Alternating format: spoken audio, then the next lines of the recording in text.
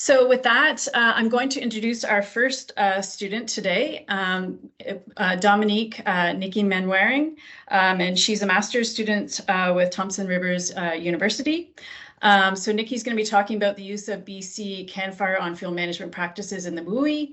And what Nikki would like you guys to pay attention to, and she's going to reiterate this question at the end, is is the model that she's using feasible for fuel management prescriptions and prescribed burning practices? And with that, I'll let Nikki take it away. Awesome. You can hear me good? Perfect. And just a little verbal to let me know when my slide looks good. Looks good. Perfect. Yeah, so hi everyone. My research is on the use of BC CANFIRE on field management practices in the wildland-urban interface. And as Shalene said, I'm a Master's of Science student at Thompson Rivers University, being supervised by Dr. Mike Flanagan. So today, these are kind of the topics that I'm going to be discussing. I'll do a quick introduction about myself. If you didn't get a chance to read the bio that was sent out, I'll cover some of the major questions that I'm going to be tackling with my research, give you some site information, my method, specifically my model I'm using, and the outputs that I'll be focusing on at the end of my thesis, and then tying it all together with a quick little summary. So a little bit about myself. Again, Master's of Science student, but I also have a Bachelor in Natural Resource Science from Thompson Rivers as well. And while I was going through my education, I've been working for the BC Wildfire Service for 7 seasons, primarily on unit crews, but the last 2 years I've had the opportunity to work as a wildfire assistant in the Caribou Fire Center. And on my education journey, I decided I'm going to merge my love of fire with education, and thought I'd do a fire master's. And asking people who've been in the wildfire community for so long, longer than probably I've been alive, I asked them, what's one question that you would like to be answered if given the opportunity? And the big question that kept coming up was, well, will our fuel management around our communities actually work? And by actually work, they were wondering, are we putting them in the right places? Are we doing the right prescriptions? And how long are these going to actually last? And will they be effective? So I made it my goal to find a simple, easy, and accessible way to determine fire behavior in our wildland-urban interface. So the major questions that were driving my research are, is the fuel management in the WUI going to reduce the fire intensity and spread? And I've highlighted this yellow because I'll know for sure with my model that I'll be able to tackle this question. And my other 2 questions that I'm going to try to hit on at the end of my thesis is, what's the shelf life of the site? How many years post-harvest or post-prescribed burn, if that's the case, do we need to go back and redo the same treatments or alter the treatments? And then I'm also hoping to test a planting of deciduous species in my field treatment areas to see if it will reduce the overall fire behavior and possibly increase that shelf life before we have to go back in. So here's my site. If you're unfamiliar with BC, the little star is in the 100-mile fire zone. That's where I'm located for work, and as well as my study site. My study site is on the south side of South Green Lake. It's approximately 74 hectares in size, composed of 4 blocks, that 3 of which will be treated as an aspen parkland. And the larger and longer strip that you see in yellow in the one map is the shaded field break, which I will be testing some planting of deciduous species in. So for the South Green Lake harvesting prescription that I got from the 100-mile district office, I dissected the prescription and kind of briefly touched upon sort of what this prescription is going to look like from the natural state to the post-harvested state. And I summarized it to these values here that I'm going to be using in my model. So for my shaded field break, I'm going to be testing a 50% removal of the coniferous species. I'm also going to test an 80% removal of the species. And then each of these, I just realized a typo in this when I was making my slides, is 4,000 stems, not per hectare, 4,000 stems across the whole site that are being planted with aspen. So I'll be testing that 4,000 stems within the 50 and the 80 as well. And then for the aspen parkland, I'm going to be keeping all the aspen on site, nothing's changed, but then I'm going to be reducing the coniferous species to less than 100 stems per hectare, of course, as per the prescription that was given to me. So what I plan to do with all this information is I'm going to take the natural or pre-harvested site, post-harvest, and this proposed green field break that I'm testing, and I'm going to project it into the future. So I'm projecting it up to 50 years in the future in steps of 5 years.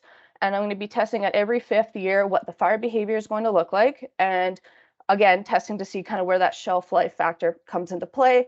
And then with the green fuel break, providing some planting suggestions, or maybe not even planting in this area, given my values that I expect to get. So for my methods, I went about doing this from someone sitting in a wildfire seat in the office and wanted to test out how this model would look on a site that they were implementing or wanting to create a prescribed burn for. So I took the BC Wildfire Legacy weather application that we use, and I grabbed values from 1981 to 2021, specifically for the month of July. And what I did is I collected data from the representative weather station to my site, and I collected the 95th and 99th percentile weather variables for that station. And to do the future climate predictions of my site, I resulted into looking at Climate BC. And for example, I just put in there that we're seeing a 2-degree increase for July in the year 2050, and we were seeing about roughly a 1.2 increase for 2080. So I'll be testing those variables as well across the entire site. How I'm getting my biomass values, because as you'll see later, I'll need those for my model.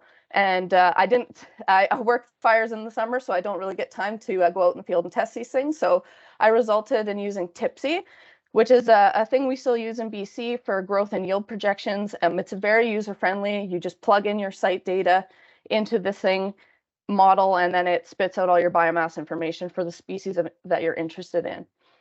And then my model, which is being in development right now with myself and Bill DeGroot, it's a fire behavior tool based on predicting physical and ecological effects of forest fires in a given area. So if you're unfamiliar with the original versions of CAN fire, so the first CAN fire, or one of the first CAN fires, focuses on the boreal species. So your balsam, aspen, white and black spruce, et cetera, et cetera. And then the inputs from this model are from observed field data that they've collected and put into this paper, Lampert et al. 2005, which also the algorithms that they use for the outputs come from this paper as well. And then it also uses, of course, our FBP calculations that we use across Canada. So BC Campfire is just an adaptation of this model. It's specifically for the tree species on my site. So Doug fir, Engelmann spruce, lodgepole pine, and aspen. And the inputs are coming directly from CIFFC, what I get from the biomass information, but it can also use field observation if that's the route that you choose to go. And the outputs, again, the equations are under assessment.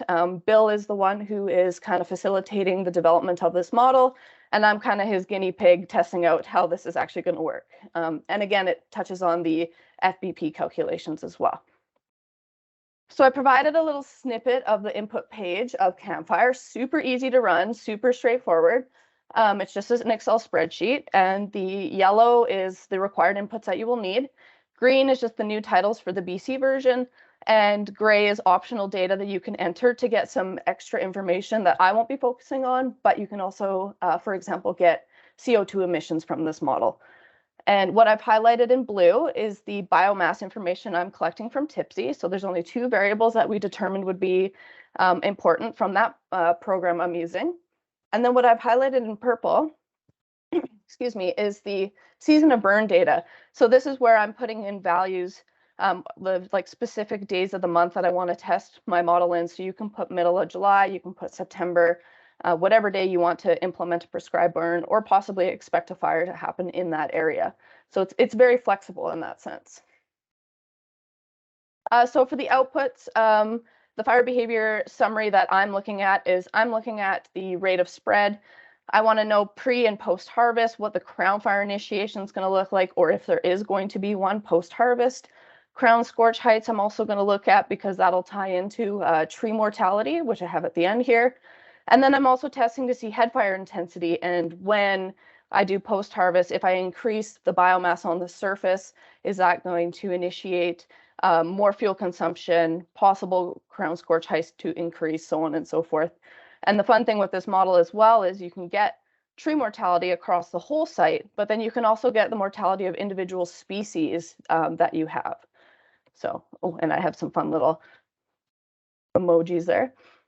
So in summary, my thought with my thesis and this model was that it could provide some insight into wildfire events that happen whether they're about to challenge this fuel break against this community, or if they want to do a backburn in the event to support the community if a wildfire is nearby. And then I also thought that this could be possible insight into forest management practices. It could be adapted to all sorts of prescriptions, depending on what areas you have interested in. And maybe it could provide some insight on actually how much you need to reduce or how much time you need to spend treating the site. And then again, really focusing on that prescribed burning aspect, if it's a feasible outlet to extra protect the community. And then my question, is this model, and I know I gave such a really quick and dirty version of it, but is this model feasible for fuel management prescriptions and prescribed burning practices? Thanks. Thanks very much, Nikki. That was a really good presentation. So now we're opening it up to the floor, so hopefully some folks may have some input to give Nikki, around the question that she's posed or anything else, other thoughts that you have about the work that she's doing and how it relates to what you do operationally. So folks can either put that into the chat or raise their hand to provide some feedback to Nikki. So while people are thinking about that, Nikki, I think that campfire is, one of the, we don't have a lot of options at this point, but campfire, based upon what, that we can make some changes to the biomass and, the species that are involved. I think that that's a good option in using that, especially, we don't have that feasibility, that capability yet in the FBP system, but, we hope to in the future. But I think that that's a good choice, based upon what we have so far. Yeah. Anybody out there from BC that may, who's doing field treatments have any feedback for Nikki? Jolene, we're having a technical problem. I can't turn everybody's cameras on, or cameras and mics and stuff on. I've been trying and it just won't give me the option.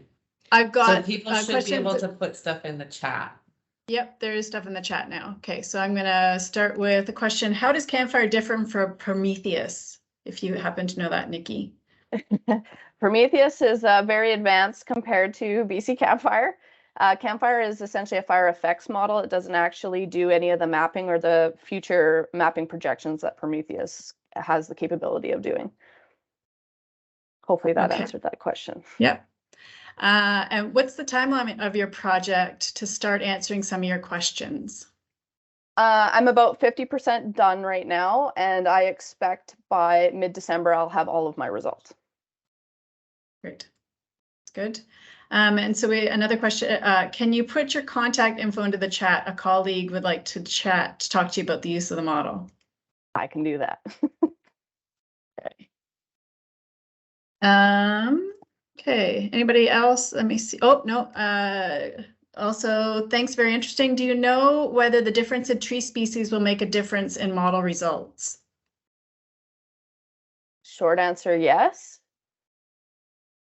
Just because trees burn differently. I'm not 100% sure how you want me to answer this question, but yeah, I'm sure there would be quite a difference. One would assume so with, that different FBP fuel types have different models associated with them. So that should have some influence of the, and that, with the percent biomass of those different fuel types and the ability of campfire to pick that up.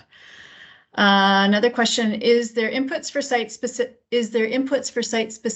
that are site specific, such as effective slope or stem spacing?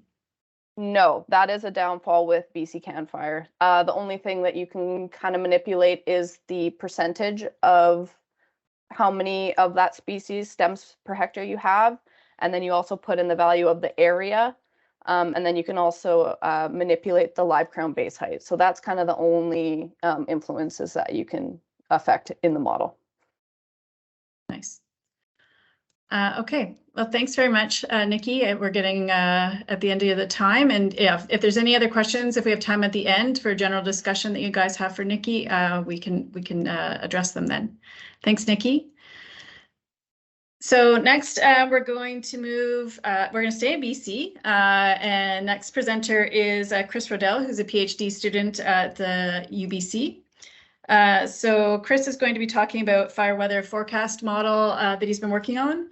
And so a couple of things that Chris would like feedback on that hopefully folks can think about while he's presenting include how useful are the hourly forecasts of FWI and FBP for decision making? As well, Chris would like to know, are there other weather metrics that are being used daily in decision making?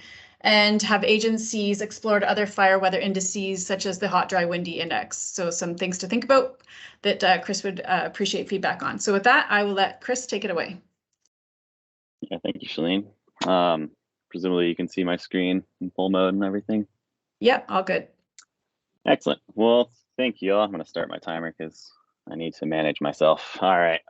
So thank you so much, everyone, for coming and hearing our talks today. Yeah, my name is Christopher Odell. I'm a PhD candidate at the University of British Columbia, advised by Professor Roland Stoll in the Atmospheric Sciences Department. So let's get going. What we're going to talk about today, for those who are at the Wildland Fire Conference, this is kind of a rehash of the same presentation I had given, just to have that in the back of your mind. But I'll give an introduction, quickly go over FWI, FBP. You all are very familiar with it.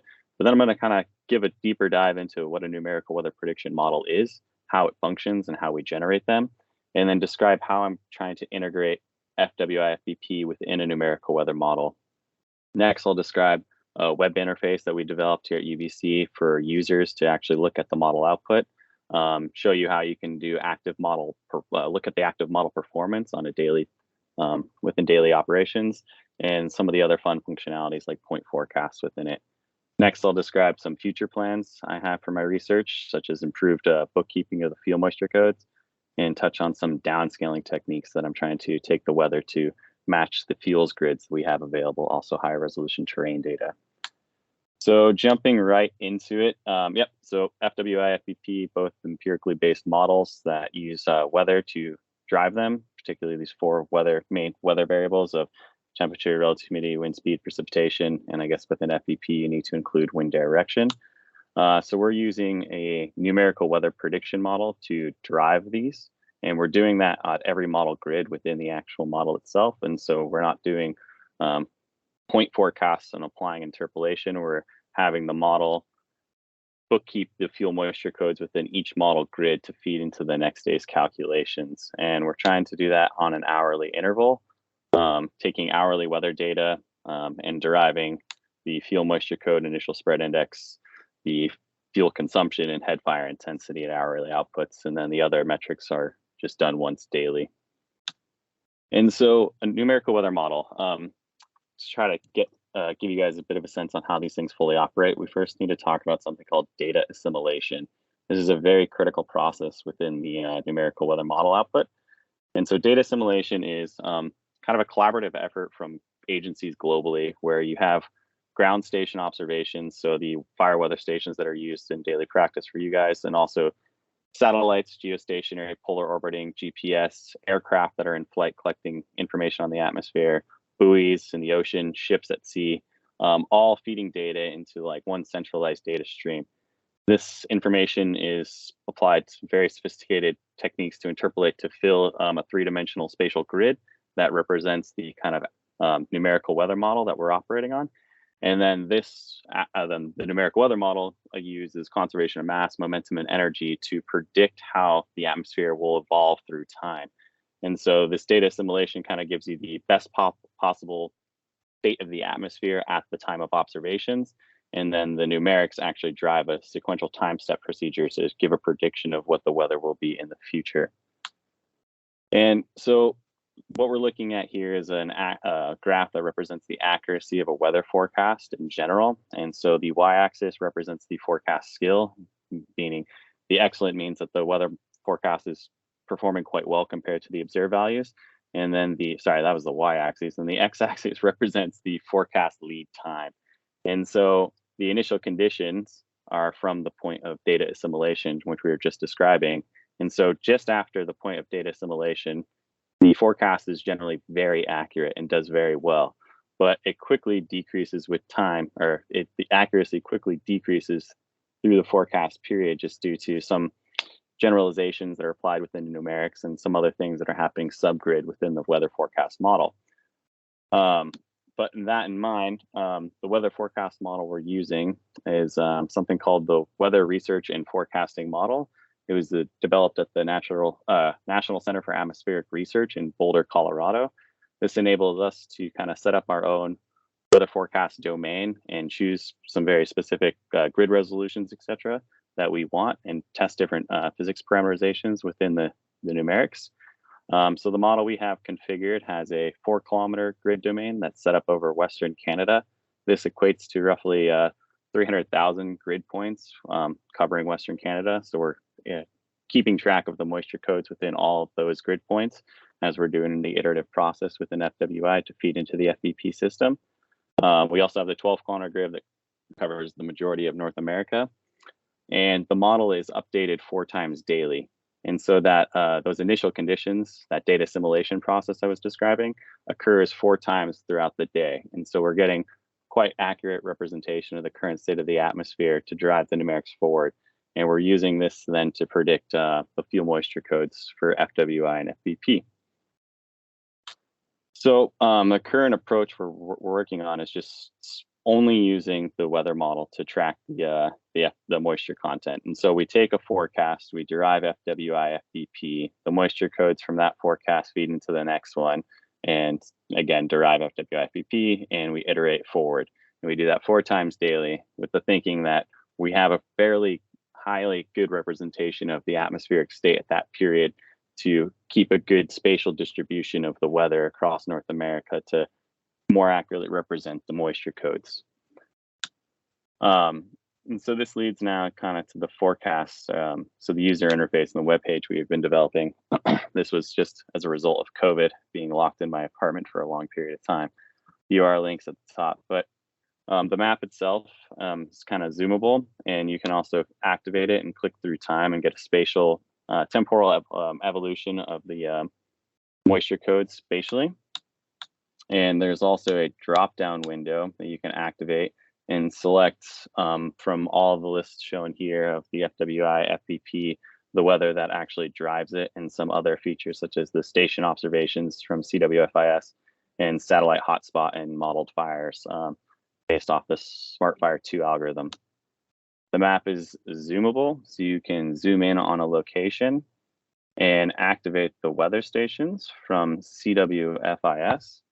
And that enables you to select one of the weather stations and see how well the model had been performing over the past 2 weeks. And so you can see what the observed FWI were compared to what the model predicted. And this enables users to assess how well the model's doing in a certain location and through time, and can either gain or lose trust within the forecast for that specific day in that area. You can also look at the weather comparatively to what the model predicted and the observed weather data that go into deriving all of these systems. The map itself too also has, you can click anywhere on it and get a point forecast for about 2.5, 3 days into the future, where you'll get an hourly prediction of FFMC, initial spread index, and you'll get the daily predictions of the remaining indices and codes as well.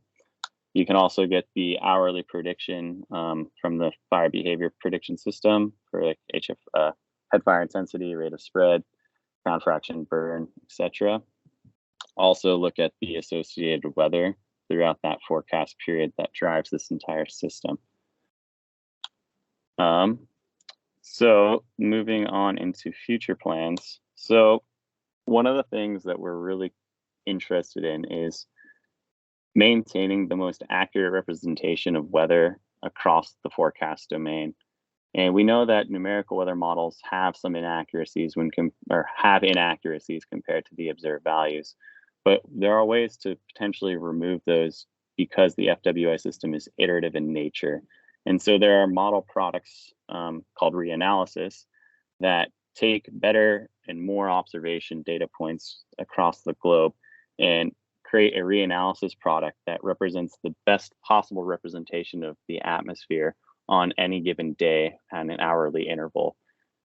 We know that the moisture codes usually have a impact through time on roughly 53 days for the drought code and 15 days, I think, for the DMC, and 2/3 days for the FFMC.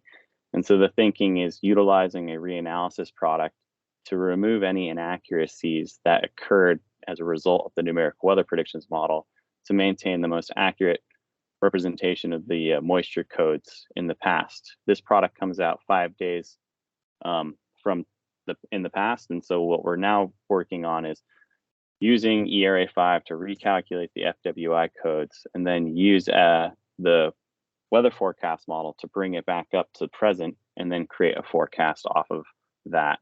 And based off of some initial preliminary results, we're seeing a pretty big increase in the accuracy of our forecasts, which is exciting. The next thing I really want to focus on is downscaling to the fuels grid and also higher resolution terrain. Fuels, as you guys know, it's a highly dependent variable within the FBP system. And there's fuels data, I think, at 250 meter resolution across most of Canada. And so my goal next is to take the weather data and reproject it to the fuels data, applying some terrain or elevation corrections within the weather metrics. Also get higher resolution terrain information, which impacts the slope and aspect and other aspects that go into deriving FBP. And so that's the next big objective within the research. And so that pretty much covers my talk today.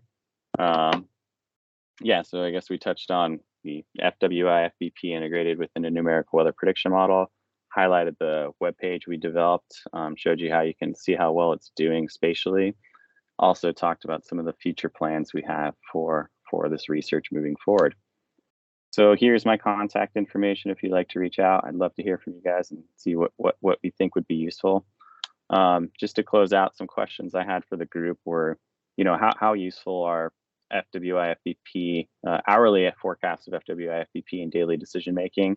Are there other weather metrics that you guys considered, like convective potential energy, like potential for thunderstorm development, etc.? And then the other one I have interest is, have agencies explored like other more modern fire weather indices, such as the hot, dry, windy index? And if things like that would also be useful on a web page such as the one we're working on here and doing research with. So thank you so much. And that's all I have to share. Thanks very much, Chris. That was great. So folks have some feedback around those questions that Chris is looking for input on. Please put it into the chat. Oh, okay, so we've got here, finer resolution fuel layer is also available rather than the 250 meter resolution product. I'm not sure if you're aware of that or not. You can probably follow up with Shang Li about that. We also got, really cool to see your progress on this project. Did you consider kappa for precipitation reanalysis? I ask because as MSC keeps integrating partner networks into its products, presumably these reanalyses will improve. I'm so sorry. I got kicked out of the meeting there for a second due to like poor internet connection. Can you please repeat that? Yeah, no worries. Michael Smith is saying, really cool to see your progress. Did you consider kappa, the Canadian precipitation analysis for precip reanalysis? And he's asking because as the MSC keeps integrating partner networks into its products, presumably the reanalysis will improve. Yeah, we have explored kappa. That's something I'm also going to test to see which of these different precipitation reanalysis products are most effective. I applied a sensitivity analysis to FWI, and I guess of no surprise, precip is the most highly impactful variable within the whole system. And so getting that one most accurate is important, especially considering that numerical weather models struggle most to predict that one. And so it's looking back and using these reanalysis to try to remove those inaccuracies is incredibly important. There's a couple others. There's one called Global H2O, which I think integrates kappa and a bunch of other satellite products such as iMerge, also ground station and radar, to create a new reanalysis product. And so I want to explore all the 3 different ones that I know that are touted to be the best and see which one can yield the highest improvement for this type of product. A big thing too is operation. I want to keep things in the context of operation. So data availability, data reliability, how quickly things are coming in is pretty important, at least in the process or in my thinking process right now. Yeah, no, I was going to ask you that question too, because that's what I've found as well. The precipitation can make a big difference, and yeah, it seems to be one of the pieces that is really integral, especially for the fuel moisture codes. Okay, so we're out of time now for the specific discussion around Chris's project, but we'll come back as a general discussion at the end if folks have any other comments or questions for Chris. There's one that just popped up, but we'll ask that after we have Melanie's talk. So thanks very much, Chris. So next we're moving on to Melanie Wheatley, who's a PhD student at the University of Toronto. So Mel is looking at air tanker effectiveness, and some things she wants you guys to think about while she's giving her talk and hopefully provide some feedback on includes so thinking about how we can isolate the effect of air tanker suppression on fire containment using historical data, such that one can demonstrate a relationship between increased suppression and increased success. So just some things to think about. And with that, I will let Melanie take it away. Mel, you're on mute, just in case you didn't notice. Thanks, Shalane. Okay. So hello everyone, I am Melanie, and I am going to talk to you about air tanker effectiveness, specifically talking about the increasing effort and decreasing success paradox. So this is part of my PhD thesis where I'm using Ontario air tanker mission data, specifically looking at examining the influence of air tanker suppression on initial attack success. So initial attack, or IA, is a suppression action taken when the first firefighting resource arrives at the fire. And so the aim is to keep the fire as small as possible. So in Ontario, they don't suppress all fires, but for those that are close to values and humans, they want to prevent them from escaping containment efforts. And so we often refer to a fire that is contained on initial attack as an IA success. And air tankers can be a big part of this. So they're often used on IA to knock down flames and slow fire spread, allowing ground crews to come in and wrap that fire and contain it. But our knowledge on air tanker contributions to IA success is limited, and this is due to a lot of different factors. So part of this is that there isn't a lot of specific data available to researchers on air tanker use and initial attack from fire management agencies. Another part of this is just the overall complexity of examining this problem. So historical fire data cannot be used to distinguish the true effect of the choice to dispatch air tanker support on a fire or not. But what we can do is we can use specific air tanker mission data to explore the association between suppression, or the amount of water applied on a fire, and whether that fire was an initial attack success or a failure for that specific subset of fires that did receive air tanker support. So some studies have tried to do this, right? They've tried to isolate a relationship between the resource, or the amount of resources, or the amount of suppression applied, and initial attack success. And conceptually, we would think that relationship would look like this, right? As you increase the amount of suppression you're applying, you're going to get an increase in the probability of initial attack success. So Flakinski and others did not specifically look at suppression amount, but what they did was they compared estimated containment times for fires with aerial suppression versus those same fires without aerial suppression by surveying senior fire management personnel who worked on those given fires. And they found that air tankers were estimated to decrease fire containment time, specifically when fire suppression conditions were difficult, right? So that when fuel hazard or weather or slope made it hard for ground crews to be effective. Other research has specifically used historical fire and air tanker data to look at this association, and they found that fires actioned by air attack are more likely to escape IA and have a larger final size. So what these studies here are showing more of this decreasing relationship. So as you increase suppression, you're going to get a decrease in the probability of initial attack success. I want to talk about air attack in Ontario quick, just to give everyone a bit of a background about the data I'm dealing with. So Ontario has 9 CL415 air tankers and 3 DH6 Twin Otter air tankers. Both of these are skimmer air tankers. The CL415 can drop about 6,000 liters of water at a time, and the Twin Otter about 2,000 liters of water. And currently Ontario just uses water and foam additives for suppression. So these air tankers are dispatched in 2 different regional emergency response centers by staff in those centers, but really they can be deployed and dispatched anywhere in the province that has a paved runway. And all air tankers are accompanied by a bird dog aircraft with an air attack officer or an AAO on board. And so this is a fire management employee, and so they're dispatched at the same time and location as these air tankers. And what this AAO does is they provide strategic direction and support, right? So they help determine exactly where those air tankers are going to be dropping on the fire. But they've also recorded the specific mission data. So in Ontario, starting in 2007, they started to actually log this data into an archive. And so this includes, attributes such as the number of drops applied on a mission, the number of air tankers that they had in their circuit. They also recorded pre and post fire behavior estimates, so giving us an indication of what that fire looked like before they started applying suppression and what that fire was doing when they left that mission.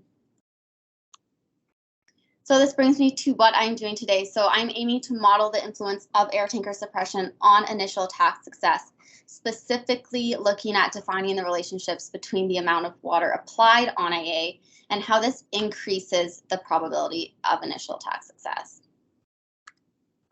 So again, I'm using that air tanker mission data collected by the AAOs in Ontario from 2007 to 2019. This gives me just over 2,000 fires to work with, and I'm only using missions that occurred on initial attack, so I'm not including any extended air attack missions. So I'm modeling using logistic regression because I have this binary indicator of initial attack success or failure, and I'm looking at different fire, environment, and suppression related factors as predictor variables in these models. So essentially looking at all the things that should influence successful containment of a fire. So fire related variables are things like the fire size at IA and fire behavior observations. So how fast was that fire moving? What was the fire rank before they started applying suppression? Environmental variables such as the Canadian Forest Fire Danger Rating System indices, so both the FWI system and the FBP system in here. Fuel type, things about the fire location, so how far away was that fire from the nearest pickup lake that the air tankers scooped water up from. The number of other fires on the landscape that could interfere or that could potentially take away air attack resources from this fire. And then obviously looking at suppression influence, so this is the number of air tanker drops, the volume of load applied, the number of air tankers in the circuit, and also the mission duration. And so again, my outcome was this binary indicator of IA success or failure, and I defined initial attack success as if the fire was being held by 1300 the day following initial attack. So about 30% of fires in Ontario receive air tanker support on AA. And this little bar chart here just shows a percent of fires that are not considered an IA success, or that are considered an IA success for fires not actioned by air attack on the left, and then for fires actioned by air attack on the right.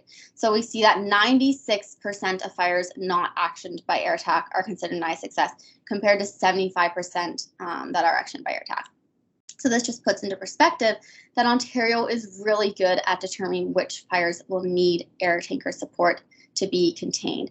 And so I just want to remind you that today in my analysis, I'm only talking about these 2,000 fires that do receive air attack. So these fires represented in these two rightmost bar columns.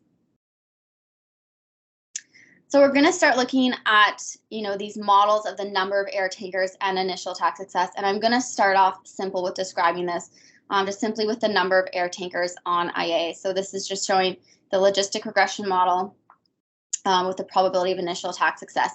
And you can see that as you increase the number of air tankers and resources on that fire, you're getting a decrease in the probability of IA success. And realistically, right, you would expect this relationship to go the other way. But the thing is, there's a lot of things going on in here, right, that are not necessarily captured in that model. And so one of those is including fire behavior. So now this model includes number of air tankers, fire rank, and then an interaction term between the two was tested, which was not significant, as you can see here. But regardless of fire behavior, even if we're looking at rank 1, 2, and 3, this is, moderate fire behavior, we're still seeing that decreasing relationship. So it's really highlighting that it's really difficult to document and incorporate, this into models because of the human element in this problem. We can look at this a bit more refined now and look at specifically the volume of load dropped on an initial attack. So this is now accounting for that fact that we have different types of air tankers, in our data. So 300,000 liters represents about 50 CL415 air tanker drops. And again, so we still see that decreasing counterintuitive relationship. We can stratify by fire rank again, and we're still seeing that exact same thing of that decreasing relationship. Here now we're showing the fire size at AA, so kind of a different indicator of fire behavior, getting us a sense of the amount of perimeter required on that fire to hold. And again, we're still for even 0.51 hectares at IA, still seeing a decrease in success as you increase the amount of suppression applied. And I just want to point out here that it's really easy to be deceived by throwing data into a model, but my results here that I'm seeing is not an artifact of just this modeling problem, and it's actually in the data itself. So this here, we're looking at the raw data, the volume of load dropped on IA, and then the proportion of fires that are considered an IA success. And this is just grouping the volume of load into 10 equal bins, so deciles, and then calculating the empirical proportion to each of those bins, and then plotting it against the median. And we still see this extremely strong decreasing relationship, even in the raw data itself. So something else I tried to do is I tried to refine the data to isolate a subset of fires where we know suppression worked. So we can take, these fires actioned by air attack that were contained or were successfully contained, these 1,600 fires, and look specifically at these to see if we can find this relationship. So this is for these 1,600 fires. We're looking at fire size at initial attack and the number of air tanker drops. And you can see here that this is really a noisy relationship. We can't really see many patterns out of this. When we group fire size at initial attack into some categories, these are not equal binned categories because most of our data, is down here and in here. But nonetheless, we do start to see a bit of an increasing relationship. So they are applying more drops to fires that have more perimeter, but this is still a noisy trend here. And so this is a similar plot, but now we're stratifying by fire rank. This raw data is extremely noisy. Again, we can group it into these box plots. And again, we see, especially for rank 2 and rank 3, a bit of an increasing relationship there. But notice not a lot of difference between fire rank that you would expect. And so this is showing a bit more of a physiological relationship between water and perimeter length, but it's still noisy, and it's still only for the subset of fires that are an IA success. So what does all this mean? So modeling air tanker suppression influence on IA success is challenging. And when I say that because I was not able to isolate a physically logical relationship between the amount of water applied on initial attack and an increase in the probability of initial attack success, even when I accounted for fire behavior indicators. And so this tells us that fire management agencies really strive to contain potentially destructive fires. And it further stresses the importance of considering physical, logical relationships between suppression and fire behavior when creating predictive models on fire suppression and initial attack containment. And so you can think, for example, if you were trying to address suppression tactics in fire growth modeling, you want to simulate different different effects of air tanker suppression on changes in fire growth. But what I saw here is by using these database models, that use pattern recognition, such as statistical analysis or machine learning, the interpretation of these results can be problematic.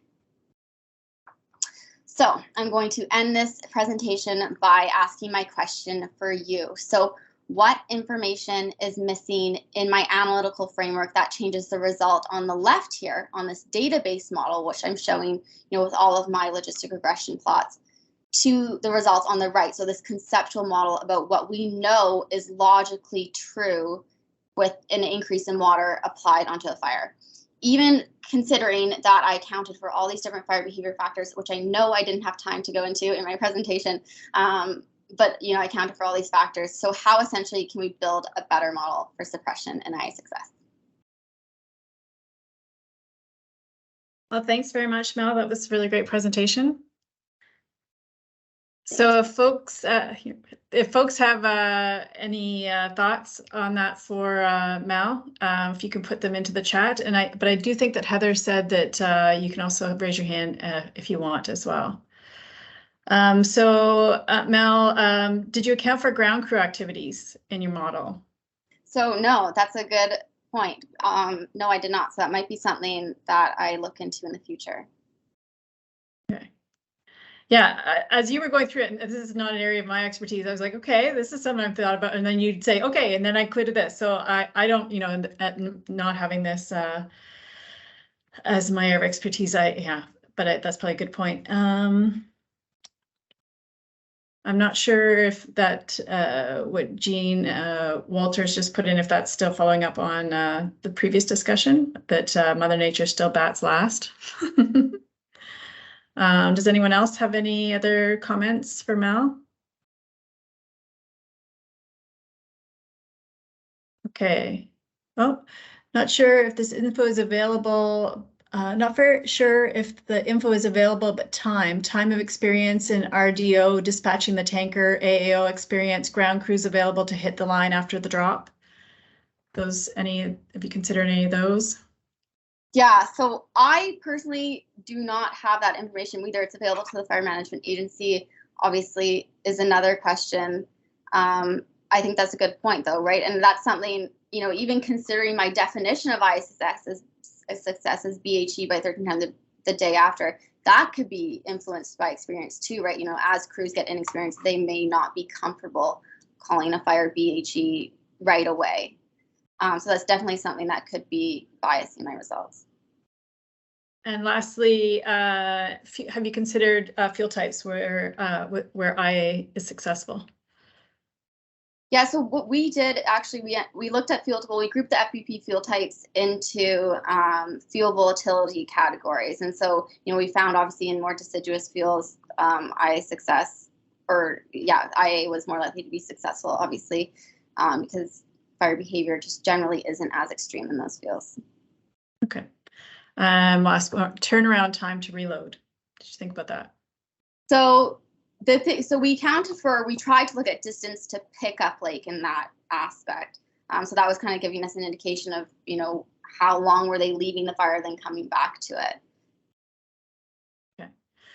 So I'm just gonna make a transition now. So I'll post, there's one more comment here for you, Mel, but Heather's got something to say. Heather, go ahead. Well, there's one comment there from Matt Plusinski. But I also was wondering if you were able to normalize things on like maybe the hot, dry, windy index or something. That could be like a pseudo human factor. Like, you know, you're going to send more resources when it's hot, dry, windy. So actually, I'm not extremely familiar with the hot, dry, windy. Yes, like our index, I was going to ask more questions about that later as Chris mentioned it. So that might be something that I do want to look into. And then Matt said, is there any way of verifying or testing the fuel rank inputs? It looks like a really valuable input to have. So do you mean sorry, he said fire rank. Yeah, so do you mean verifying them in terms of like converting them to fire intensity? Matt, maybe you can come back with another comment. Or comparing that with like with what FBP? Okay, so I don't have photos necessarily of fire. I think that would be extremely cool to do, you know, especially if you set this experiment up in advance. What future work definitely would look into is, you know, looking at the FBP system for the hour of when that fire was attacked and when that air attack officer made that fire rank estimate of rank 3, rank 4, and comparing that to what the FBP system is telling us it would be. And we can then take, you know, the air attack officer gave us rank. We know they also gave us a fuel type, an FBP fuel type indicator, and we can calculate, you know, our own estimated intensity and compare that also what FBP is saying. Cool. Okay, I'm just going to take a pause and get Nikki and Chris to also turn their cameras on. And also Melanie and Chris, I think Nikki's already done this. Can you put your email addresses in the chat if folks want to follow up with you with further questions? And it was also mentioned in the chat that this will be recorded and is being recorded, and it will be posted on the CIFFC website. Everybody's got their cameras on. So now we'll open it up to everyone if there's other questions that folks want to pose. I'm just going to, because there was a couple for Mel here, I'll continue with those, and then if others are asked, so we've got 9 minutes. see what we can do. So we have a question, Mel. I'm not as familiar. Oh, so it looks like somebody's trying to talk. Go ahead. Bad guys? Yeah. We were all over them too. We were all over them. William, are you posing a question? Or just your mic on? That? Are you asking a question or is your mic just on? Mute. Okay. So Mel, I'm not as familiar with air tanker use in Ontario, but how do air tanker groups with smaller loads versus one larger tanker affect IA success? Is that something you looked at all? That's a really good question. So that is not something I looked at, but I think, that could be a very good comparison comparing, Ontario's Twin Otters versus the CL415s. And ultimately, I think, the end result depends on, if you have maybe one CL415 or two CL415s working in a circuit, but, you could have all three twins working in a circuit. And it's how often, are they able to keep applying water onto the fire? But that is definitely a question I could look into. Okay. Thanks, Mel. Chris, I think in the chat, the remaining questions after your talk, I think that you dealt with them in the chat. Okay, we have one more question or comment here. IA success is a blunt binary indicator. Did you look into whether there was an effect on final fire size as an indicator of successful prevention of bad fire outcomes? Oh, that's a good question. Did I look at the effect on final size? No, I did not. Actually, I did not model with final fire size. So that might be something I want to pursue. Cool. Chris, a quick one. Can you go through what you said in the chat? Oh yeah, absolutely. So I guess let me back it up. I guess first there was a comment on the high resolution fields data. So thank you very much for bringing that to our attention. And then I think the conversation really turned towards this hot, dry, windy index, and it's currently used the GDPS, I think, or GEFS, which is the Americans ensemble model, are currently resolving hot, dry, windy, and our model configuration, we can certainly derive it with the output we're given. It basically looks at the max vapor deficit throughout a forecast period or throughout one day at the bottommost 50 hectopascals of the atmosphere. So basically like the boundary layer and lower. And then you're also looking at the max wind speed throughout that period. They don't even actually have to coincide with time. And then, yeah, it's just an empirical set of mathematics that derives some index that is represented, I think, 0 to 100, and higher values mean more severe fire danger. So we can certainly resolve it with the model configuration we have. We're just more interested if it's being used here in Canada because the current product doesn't extend very far north.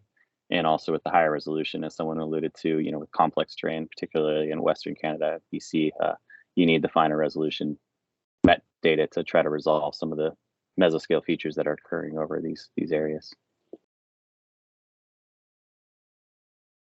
Thanks, Chris. And Mike Flanagan's put a link here for more explanation, although that was quite good, about the hot, dry, windy index for more details.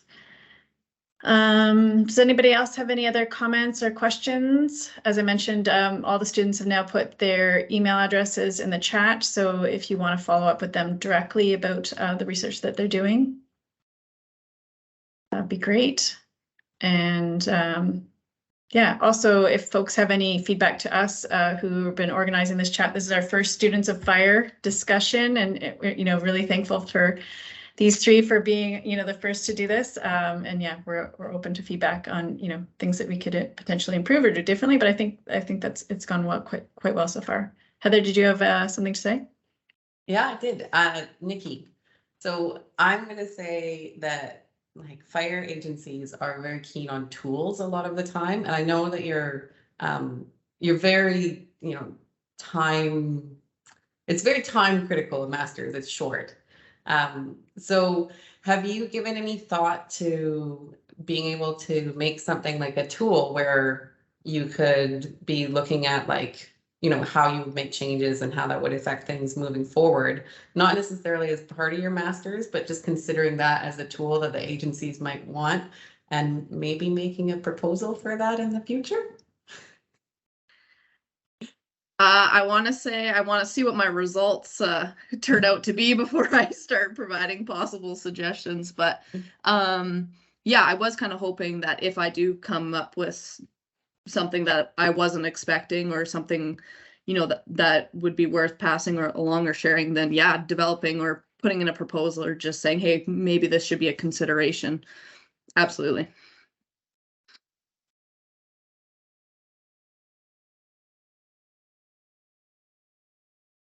Okay, so in the last couple of minutes, I'm seeing lots of, hopefully you guys can see Nikki, Chris, and Melanie comments about the great presentations. So moving forward, I just wanted to point out again yet that this will be recorded for anybody who's missed it as well. The next national conversation, we're not going to have one scheduled in December. We'll start things back up again in January. And so there was if any of you listened to the conversation we had last year around fire behavior analysts and what's keeping them up at night, there was some questions about Indigenous knowledge of fire behavior. So we'll be chatting with folks from the from Saskatchewan around that topic, led by Alex Zahara. And so Heather will be sending out a registration and email around that, I'm assuming sometime in December. Heather, do you have anything more to add on that topic? Yeah, I think that we have the next conversation broadly lined out, and it's just the dates that we're tying everybody down to. So everybody can expect that we're going to have one for January, I think all the way through May or June. And so in the next couple weeks, look forward to a giant spam email in your inbox from me. Anybody who has registered for one of the conversations will join my mailing list, whether you register or attend, and everybody who's registered also gets my mail out of the link to the recorded conversations. There's another question in there. So Melanie, another question for you. Have you tried stratifying your results according to the fire weather indices to see if there was a point at which the weather suggests the likelihood of IA success drops right after, regardless of the suppression activities? Yeah, so good question. I did actually, I looked at all the FWI indices, and unfortunately there was no clear pattern, just that same decreasing trend. And one question I had for you, Mel, now I'm assuming, especially because we move air tankers around the country, but I don't know if, there's some differences, between provinces, or if you're aware of that, like if you think that these results would be similar in other provinces, or if you have any thoughts on that. Well, that's a good question. And so I honestly, I don't know a lot because I'm not that familiar with, air tanker operations outside of Ontario. I think it'd be really interesting to use other provinces' air tanker mission data to look at this. And specifically, Ontario is unique in that, I think the average distance to pick up light from a fire is like 5 or 6 kilometers, right? They're doing a drop every 2 to 3 minutes on average. And so in other provinces, you might not see that. So I think it'd be really interesting to see, the relationship between your circuit cycle and containment. Cool. For after your PhD is finished. Yeah, not like that. I will jump in, Melanie, and just say that your results are in line with other suppression resources, like other suppression research. Basically, human beings add more suppression resources when the fire gets worse, in response to a worsening fire. Yeah, no, exactly. I mean, it's what you would, right? It's, these relationships are what you would think, right? You throw the kitchen sink at a fire that you can't contain, right? Because you're trying to stop it from hitting a certain point. But it's just in terms of trying to incorporate these statistical or pattern recognizing models into, a fire growth model or whatnot. It's proving to be quite difficult to be able to do that. Cool. Well, with that, thank you to everybody for participating today, and thank you to our 3 speakers. You guys did a great job.